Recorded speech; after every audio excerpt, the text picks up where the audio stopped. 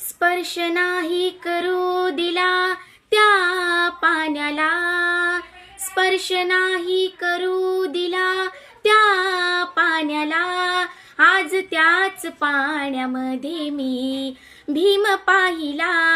आज त्याच पाण्यामध्ये मी भीम पाहिला, एका पाण्याच्या घोटासाठी भीम लढला आमच्यासाठी,